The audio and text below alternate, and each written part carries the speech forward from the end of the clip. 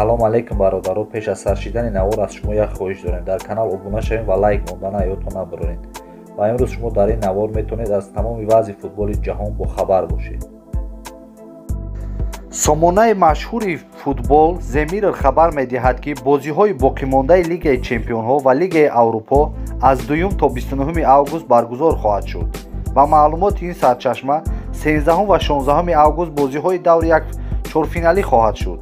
20 ва 23 август бошад бозиҳои даври полуфиналӣ баргузор мешавад. финали Лигаи Аврупо 27 август ва финали Лигаи Чемпионҳо бошад 29 август доир мешаванд. чемпионати Англия ки моҳи март бо сабабҳои пандемияи коронавирус ба таъхир гузошта шуда буд, эҳтимол аст ки 12 июн дубора шурӯъ шавад. имрӯз сарвазири Британияи Кабир Борис Ҷонсон гуфт ки аллакай вазъ дар кишвар хеле хуб шудааст ва мардум имкон доранд ки рӯзҳои наздик ба ҳаёти муқаррарии хеш баргарданд. эҳтимол аст ки баргузори кулли чорабиниҳо аз ҷумла чорабиниҳои варзишӣ моҳи оянда иҷозат дода шаванд. аз эҳтимол дур нест ки бозиҳои апрел 12 июн оғоз шаванд. ёдовар мешавем ки дастаҳои англисӣ 18 май ба тамринҳо шурӯъ мекунанд. бошгоҳи Барселона ва Реал Мадрид мехоҳанд ки маоши футболбозонро ва коркунони дастаро коҳиш диҳанд.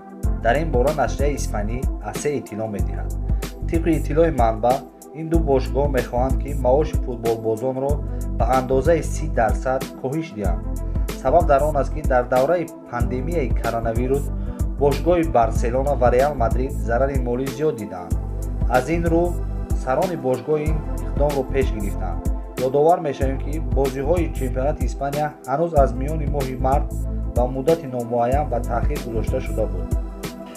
тибқи хабаргузории сомонаи расмии Билд, сармураббии дастаи Ливерпул Юрген Клоп аз раҳбарияти даста хоҳиш намудааст ки форварди дастаи Лейпсиг Тимо Вернерро харидорӣ намояд. бояд гуфт ки дар баробари Ливерпул инчунин дастаҳои Барселона, Реал Мадрид ва Манчестер Сити ин ҳамлавари ҷавонро харидорӣ кардан мехоҳанд. қаблан дастаи олмонӣ арзиши ситораашро 75 ва ё 80 миллион евро арзёбӣ намуда буд.